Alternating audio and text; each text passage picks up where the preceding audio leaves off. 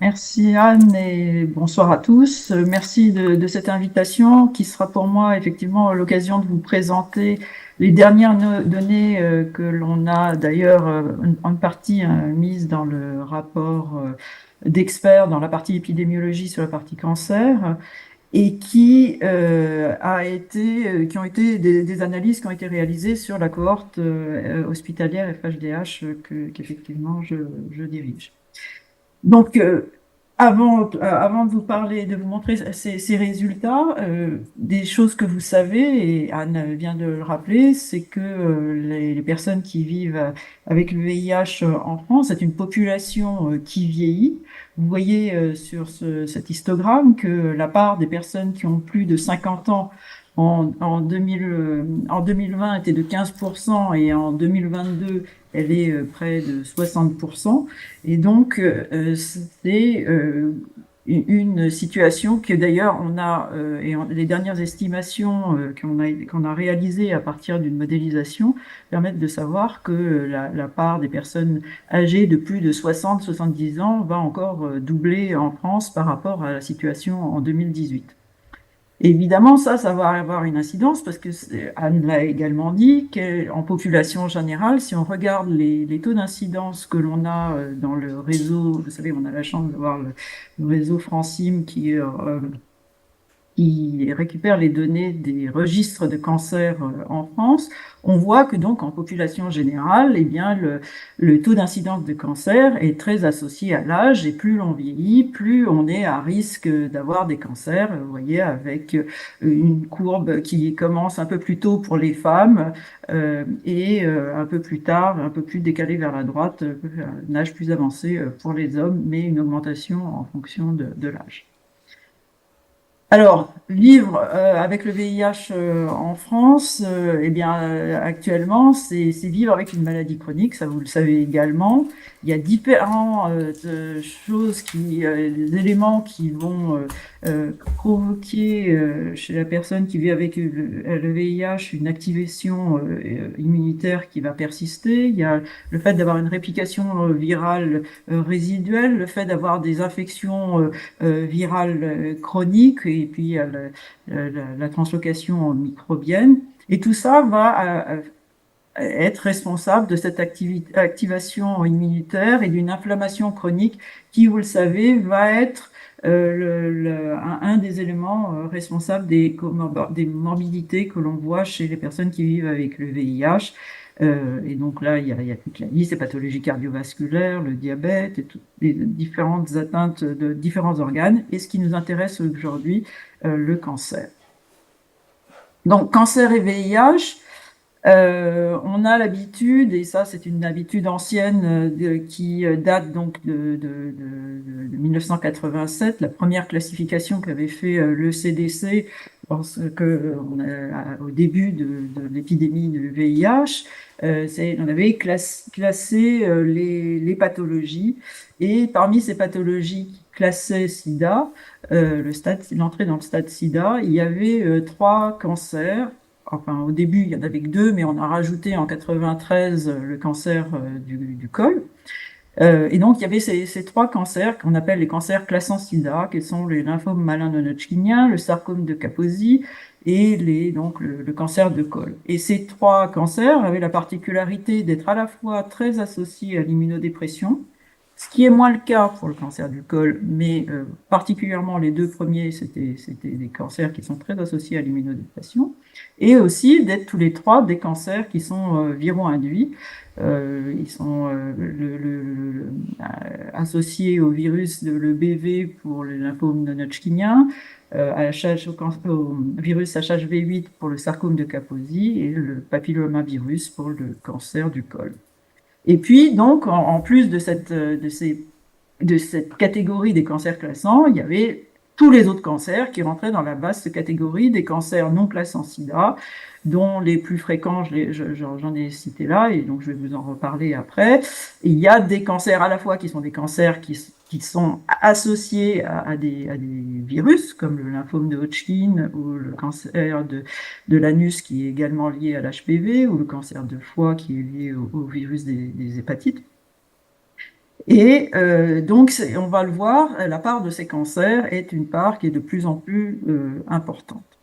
J'en profite pour dire aussi que on a actuellement une tendance à davantage, pas à moins mettre l'accent, ça va pas tellement être le cas dans la suite du topo, mais de mettre moins l'accent sur distinguer les cancers classant SIDA versus les cancers non SIDA, et que ça j'aurai l'occasion aussi de le répéter, d'insister sur le fait que tous ces cancers finalement sont assez différents.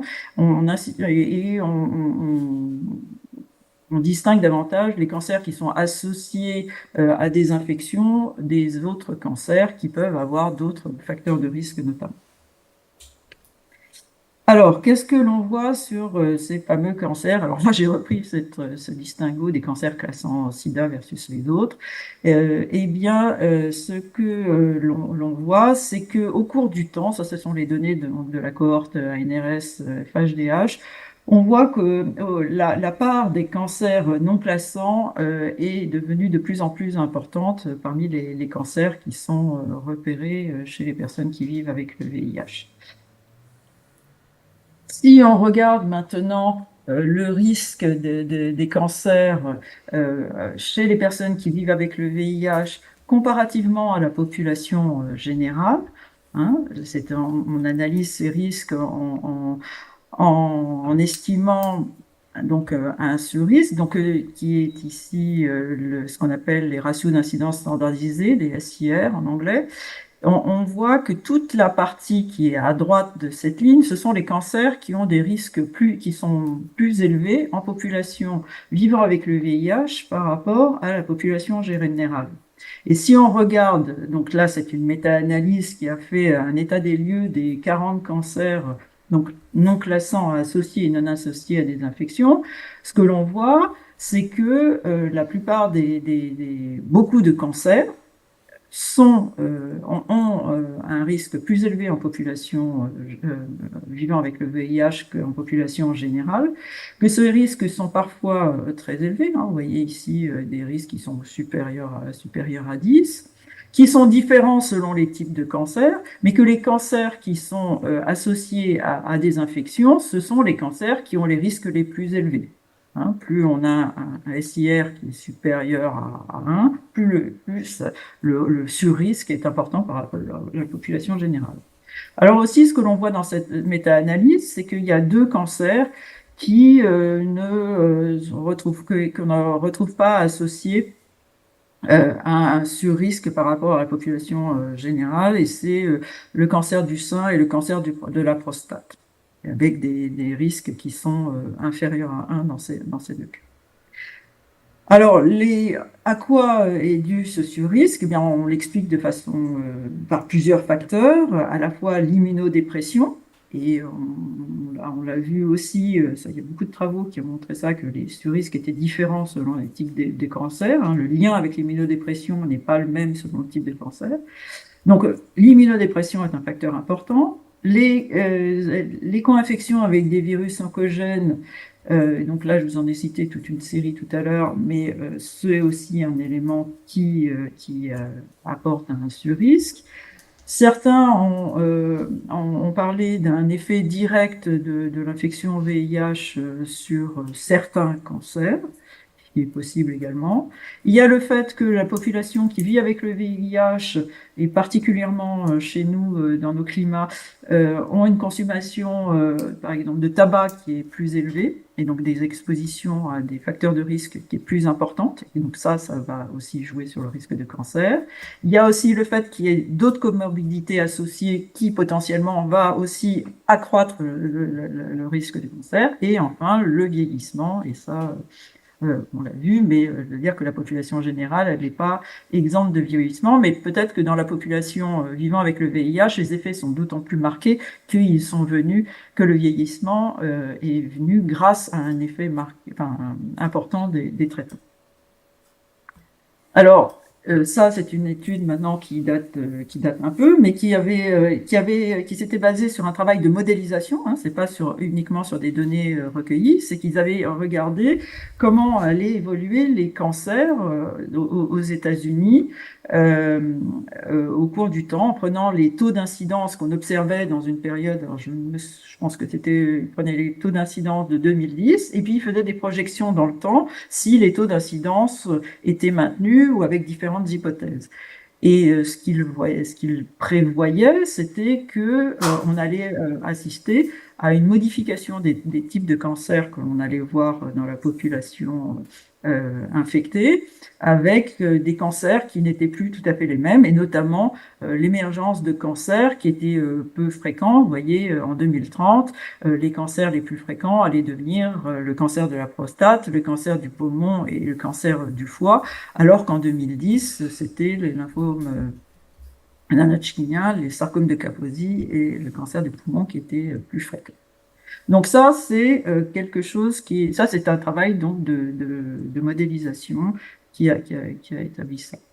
Alors nous, dans la cohorte FHDH, on a remis à jour des travaux qu'on avait conduits il y a quelque temps pour regarder les taux d'incidence et donc en population qui vit avec le VIH, et vous allez le voir également les comparer à ceux de la population générale.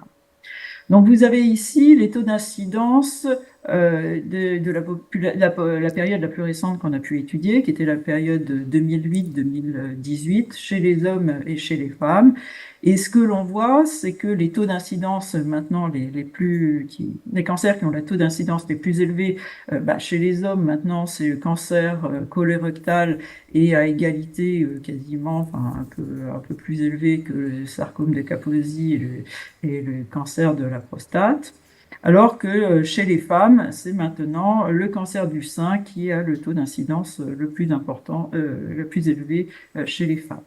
Attention, ici, ce sont des incidences brutes, c'est-à-dire que ce sont des incidences qui ne sont pas du tout ajustées sur l'âge des populations. Alors maintenant, si on regarde l'évolution entre finalement 2 décennies, comment ces taux d'incidence ont évolué, et à nouveau toujours en ne prenant pas en compte l'âge, ce que l'on voit, c'est que il y a certains cancers qui ont beaucoup évolué, le taux d'incidence a beaucoup évolué. On a vu chez les hommes une baisse marquée, vous voyez, du sarcome des taux d'incidence de sarcome de Kaposi et des lymphomes malins non-Hodgkiniens. Hein, et à contrario, une augmentation du cancer, à la fois du cancer du foie, mais surtout du cancer de la prostate et du cancer de colorectal, qui ont les taux d'incidence qui augmentent.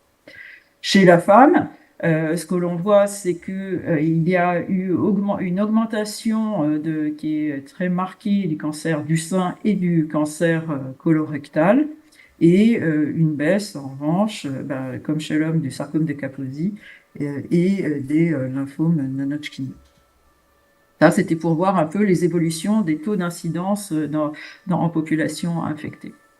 Alors maintenant, si on regarde, comme dans le travail la méta-analyse que je vous ai montré tout à l'heure, l'évolution temporelle du risque qu'on observe en population infectée par rapport à la population générale. Bien, ce que l'on voit, c'est que tout d'abord, le surrisque qui est dans la dernière période, entre 2013 et 2018, vous voyez, les surrisques sont encore très élevés. Ça, ici, chez les hommes qui ont des relations sexuelles avec les hommes, le sarcome de Kaposi, le risque, il est multiplié par 200 par rapport à la population générale. Pour le cancer du col, chez les femmes, on a un risque multiplié par 3 en population infectée versus en population générale. Mais donc on a encore des surrisques qui sont très importants. Et comme je vous le montrais aussi tout à l'heure, dans nos données, le cancer de la prostate et du sein n'ont pas de surrisque par rapport à la population générale, puisque le SIR, il était voisin de 1. Donc, pour tous les cancers, on a étudié donc une dizaine de cancers qui sont listés là. On a des surrisques, avec des surrisques qui sont variés, vous voyez, avec des risques très importants pour les, à nouveau, pour les cancers qui sont associés à des virus, hein, les trois classants, plus, là, on avait le lymphome de Hodgkin, ou les cancers du foie, ou le cancer anal, bien sûr, et des risques un peu moins importants, mais des surrisques quand même par rapport à la population générale. Alors après, si on regarde l'évolution de ce surrisque par rapport à la période, enfin l'évolution au cours de temps de ce surrisque, ce qu'on voit, c'est que le distinguo par rapport à la population générale, les risques ont baissé au cours du temps, et c'est le cas pour la plupart des cancers, notamment tous les cancers associés au virus que l'on a pu étudier, euh, qui ont un surrisque par rapport à la population générale qui a baissé. Et ça, ce sont des analyses qui tiennent compte des différences d'âge, parce que, ça j'ai aussi un peu oublié de vous le rappeler, mais en population générale, la population générale et la population qui vit avec le VIH n'a pas le même âge. La population vivant avec le VIH a tendance à être plus jeune que la population générale. Mais donc, en prenant en compte ces différences d'âge, on voit malgré tout un surrisque, et un surrisque qui donc persiste pour beaucoup de ces cancers, mais qui, heureusement, s'est atténué au cours du temps, et donc qui rejoint un peu plus celui de la population générale. Alors, une autre chose que l'on a pu faire dans ce travail, c'est de regarder la situation des personnes qui vivent avec une immunité qui a été restaurée sous traitement et qui ont notamment des lymphocytes CD4 à plus de 500 par millimètre cube depuis plus de 2 ans, et qui ont une charge virale qui est contrôlée. Et ça, c'est une situation que vont vivre de plus en plus de personnes qui vivent avec le VIH. Donc, c'était important de voir comment était le risque. Donc là, vous avez un peu avec cette même représentation sur cette figure, les surrisques. Et ce que l'on voit par rapport aux risques que je vous ai montrés précédemment, c'est que dans cette population-là, les risques sont moins importants. Vous voyez, on n'est plus à des risques autour de plus de 150, par exemple, pour le sarcome de Kaposi. Alors, on est à des surrisques importants, mais on est à des risques par exemple, de 40 ici, dans cette population. Donc, on a des risques qui sont moindres qu'en population qui n'a pas restauré, mais il persiste quand même des surrisques qui ne sont pas négligeables, parce que quand on dit un risque multiplié par 40 pour une population, c'est quand même pas rien. Et on a, en revanche, la bonne nouvelle, c'est que pour certains cancers, et là c'était le cas pour le cancer du col, on a des risques qui sont similaires à ceux de la population en général pour le cancer du col et pour le cancer du poumon chez les personnes qui avaient, qui étaient fumeuses.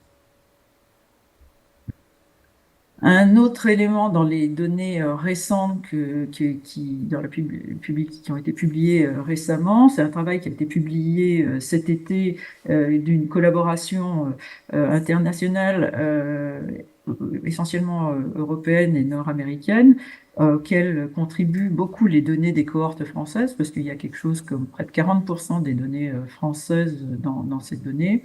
On voit que la distribution des causes de décès a également évolué avec le temps, et on a eu une baisse en général des décès de cause SIDA, et une augmentation des décès qui sont liés au cancer, qui sont passés de 5% à 19% dans ce travail. Et donc, voilà. Un autre Un autre élément sur lequel je voulais insister, c'est l'importance dans les facteurs de risque du tabac. Je sais que Alain va faire un focus tout à l'heure sur le cancer du poumon, mais c'était important de le rappeler. Dans ce travail, qui est aussi un travail d'une volumineuse cohorte, de plusieurs cohortes qui regroupent leurs données aux États-Unis, ils ont étudié la part du cancer qui était attribuable au poumon, au tabac, pardon, et comparé la part attribuable au tabac et à différents statuts qui existaient. Donc là, vous voyez, la part de le fait de fumer expliquait 24% des cancers non classants SIDA qui étaient dans ce travail, alors que, par exemple, l'immunodépression à moins de 200 dans ce travail n'était que de 3 n'expliquait que 3% de la part des cancers.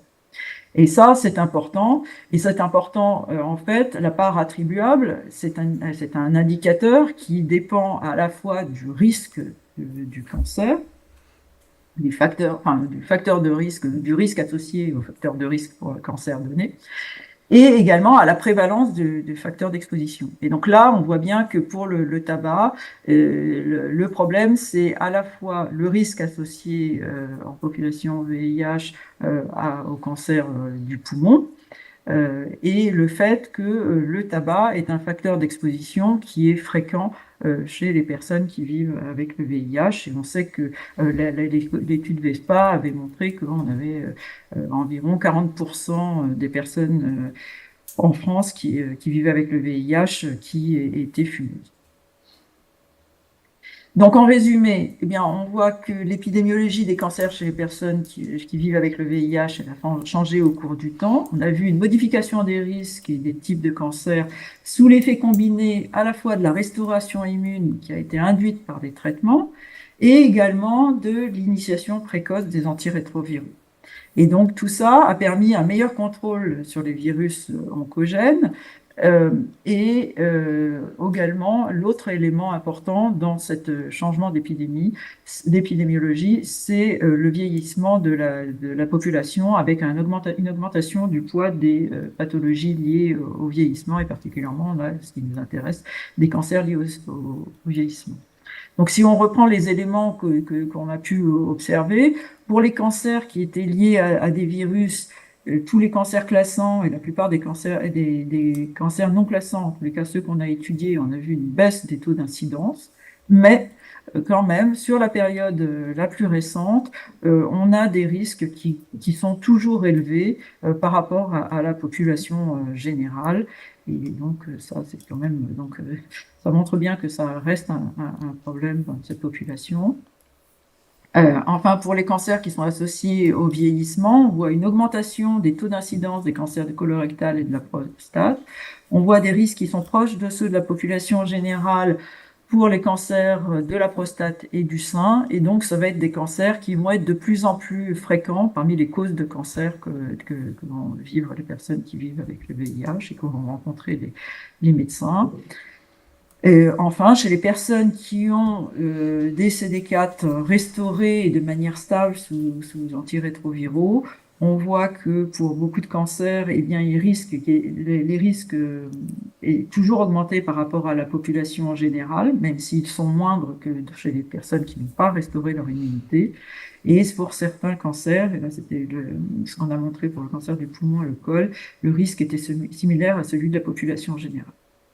Et donc, pour conclure, donc on voit que les cancers continuent et vont être de plus en plus une part importante de la morbimortalité des personnes qui vivent avec le VIH.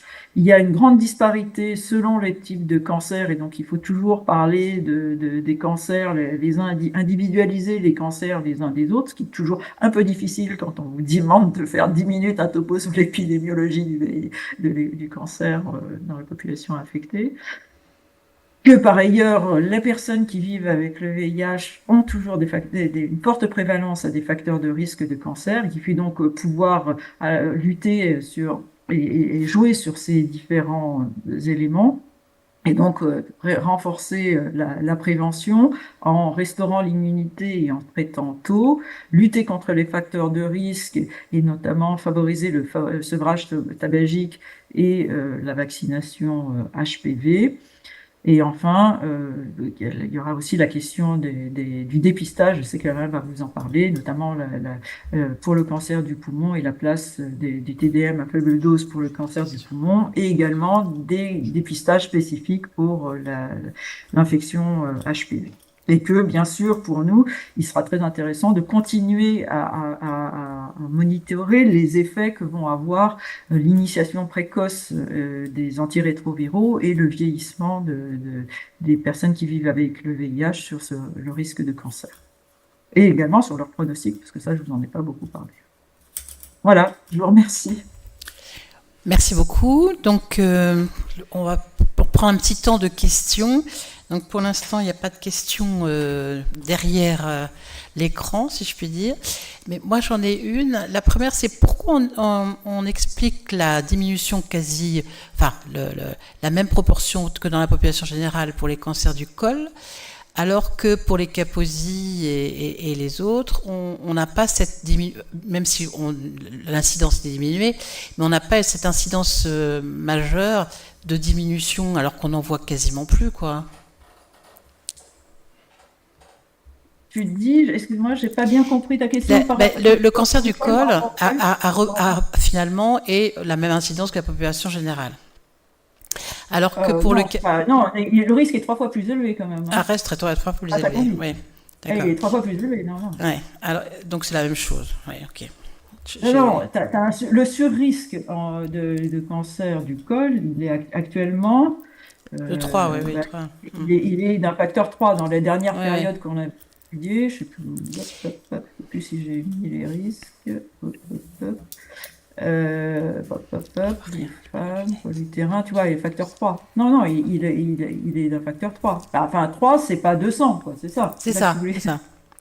Oui, bah, 3, oui, bah, c'est pas le même risque, mais il est quand même augmenté. C'est pour un individu Ouais. donné, oui. Ok. Alors là, il y a une question. Oui, Et tout à juste fait. si je peux commenter ta question, peut-être, si je peux, je sais pas. Vas-y, Alain, vas-y. Non, c'est dans le col, il y a aussi d'autres facteurs qui jouent que l'immunodépression et davantage peut-être que dans le sarcome de Kaposi, c'est-à-dire qu'il Oui. y a l'immunodépression joue par la persistance de l'HPV et les probabilités de garder des HPV qui vont induire un cancer plus élevé et plus l'immunodépression est profonde. Mais c'est aussi un cancer qui est âge dépendant et qui existe en population générale. Donc l'immunité est un facteur important, mais pas unique, quoi. C'est comme ça que je l'expliquerai, la différence avec le Kaposi où vraiment l'immunité joue un rôle majeur. Ah oui, oui, c'est ce que je disais. Alors là, je vous ai pas remontré on avait fait tout un travail sur l'association entre immunodépression et cancer, et on voit que c'est pas la même chose selon le type de cancer. Et le cancer du col est celui qui est le moins lié. Enfin, moi, j'exagère peut-être en disant le moins, mais en tous les cas, un de ceux il est moins lié à l'immunodépression que le sarcome de Kaposi. Sarcome de Kaposi, si tu regardes en prenant des strates de CD4, le risque de sarcome de Kaposi, il est beaucoup plus élevé que pour le cancer du col. Le cancer du col avait d'ailleurs historiquement été rattaché à la définition des cancers classant SIDA en 93 parce qu'on voulait absolument promouvoir d'une certaine parler aussi des cancers féminins, pas parler que des cancers qui touchaient essentiellement les, les populations masculines pour le sarcome de Kaposi. Voilà, mais c'est pas son lien avec l'immunodépression qui a fait qu'il est rentré comme ça dans la liste.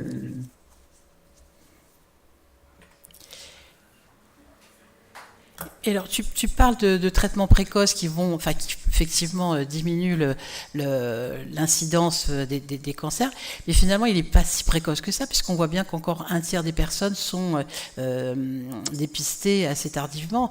Donc, est-ce que on aura quand même une continuation de la diminution du taux des cancers, ou est-ce que, parce qu'on restaure plus vite l'immunité, ou finalement, est-ce qu'on restera toujours avec un résiduel plus important que dans la population générale? Bah, c'est un peu ce qu'on essaye d'approcher en faisant ce travail, en regardant quel est le risque chez les personnes qui ont plus de 500 CD4 et qui ont une charge virale contrôlée. C'est de regarder qu'est-ce qui se passe chez un nombre important maintenant de personnes qui qui sont dans cette situation. Et on voit bien que le risque va diminuer. Les données les plus probantes par rapport à l'effet des traitements précoces sur le risque de cancer, elles viennent plutôt des essais thérapeutiques. Et là, l'essai qui a montré le mieux cela, c'est l'essai START, où on voit que ceux qui ont initié un traitement plus précocement, c'est-à-dire avec des CD4 qui étaient élevés, ils avaient une baisse, enfin, qui ont initié les traitements alors que leur CD4 était encore élevé par Oui. rapport à un groupe qui commençait plus tard, à des niveaux de CD4 plus bas, eh bien, ils avaient une baisse de 74% de mémoire de baisse de risque de cancer. Donc oui, il y a un effet qui est probant. Nous, ce qui se passe, c'est qu'avec dans les données que l'on a, on a un ensemble de facteurs qui jouent. Hein. Quand on est dans des données observationnelles telles que nous, on peut les regarder, on a l'ensemble de la combinaison du vieillissement, de la restauration immune, de tous ces facteurs-là. Alors, quelle va être la prise? Tu parlais sur la prise en charge tardive. On n'a jamais fait de. Voilà, on n'a pas spécifiquement. Enfin, ce qui est sûr, c'est qu'il y a un effet des traitements précoces sur le risque de cancer. Voilà. Et ça, je pense que. Après, Sophie, il y a le risque cancer global, mais il y a un effet du traitement précoce sur des cancers qui sont très liés à l'immunité Oui, et un impact mineur sur d'autres cancers qui oui. sont un peu liés à l'immunité et pas du tout d'impact sur des cancers qui sont plutôt liés au vieillissement ou à des facteurs d'exposition comme le tabac. Donc en fait, Oui. c'est difficile de parler de cancer et immunité, Non, mais non. c'est ce que disait Sophie Même tout à l'heure. d'ailleurs, absolument, et pour aller dans ton sens, dans l'essai START, les cancers qui étaient, parce que évidemment, l'essai, enfin, le nombre de personnes qui étaient suivies, il était important dans cet essai, mais il n'était pas aussi important dans les cohortes hospitalières. Et les cancers les plus fréquents, c'était les sarcomes de Kaposi et les lymphomes cliniens. Donc, c'est à nouveau, c'est toujours les mêmes cancers et donc plus lié à l'immunodépression. Et voilà. Mais c'est d'ailleurs d'où l'intérêt des cohortes pour se continuer de suivre ce genre de choses, parce que c'est pas dans les essais qu'on le verra vraiment, parce qu'on n'a jamais les effets sur tous les types de cancers, sur la variété des cancers. On n'a pas beaucoup de cas de cancer à étudier, quoi. Et ensuite, nous avons une question d'un de nos participants qui voudrait savoir s'il y a des études sur l'intérêt de vacciner au-delà de 40 ans les personnes pour le HPV. C'est une question effectivement qu'on se Mais les pose personnes souvent. qui je n'en ai pas connaissance, non. Il y a des données de cohorte en population générale, notamment pour la prévention des cancers du col, qui regardent par tranche d'âge l'efficacité. Et ce qui est certain, y compris dans une population où il n'y a pas tant de rapports sexuels que ça, enfin, la population générale, c'est variable. Plus on avance dans l'âge, moins l'efficacité est importante. Donc, et on voit un décrochage même assez tôt dans l'âge. Donc, déjà, le débat, c'est est-ce qu'entre 26 et 40 ans ou 45 ans, faut-il vacciner? Au-delà, c'est encore moins. Voilà. Donc, voilà. Donc, il y a des données de cohorte et au-delà d'un certain âge, l'efficacité, si elle est présente, elle est quand même relativement faible. Mais je crois que vous allez avoir un webinaire là-dessus. Oui, tout à fait. Tout à fait. J'ai une dernière question pour toi, Sophie. Dans la modélisation américaine des cancers qui sont attendus pour 2030, on voit que le principal cancer masculin, c'est le cancer de la prostate. Les données françaises sur les dernières années, on voit qu'il y a une augmentation importante du cancer colorectal. Est-ce que tu penses que le cancer de la prostate va avoir son incidence augmentée ou c'est une particularité française de ce cancer? Est-ce que c'est lié peut-être à un défaut de dépistage ou... Ah ben, non, le cancer, les taux d'incidence de cancer de la prostate a augmenté aussi dans les données françaises. Hein. Oui, Il y mais a c'est à vrai la qu'on fois. ne voit pas le cancer colorectal dans les trois, en tout cas, cancers les plus incidents en 2030 attendus aux États-Unis. Oui. Non, mais alors, il y a un truc qui est différent, c'est que l'étude que je vous ai montrée, l'étude américaine, ce sont des cancers prévalents, c'est en effectif. Moi, je vous montre des taux d'incidence. D'incidence, d'accord. Donc on ne voit pas quelque chose de précis sur le cancer colorectal. C'est pas. on voit qu'il augmente quand même le taux d'incidence, donc on s'attend à ce que la prévalence augmente. Oui, mais c'est un cancer de la personne âgée, effectivement. Donc oui, il va C'est ça. augmenter parce Donc, qu'effectivement, la population. de facto, mais là, on vous a présenté les choses en taux d'incidence. D'accord. Voilà.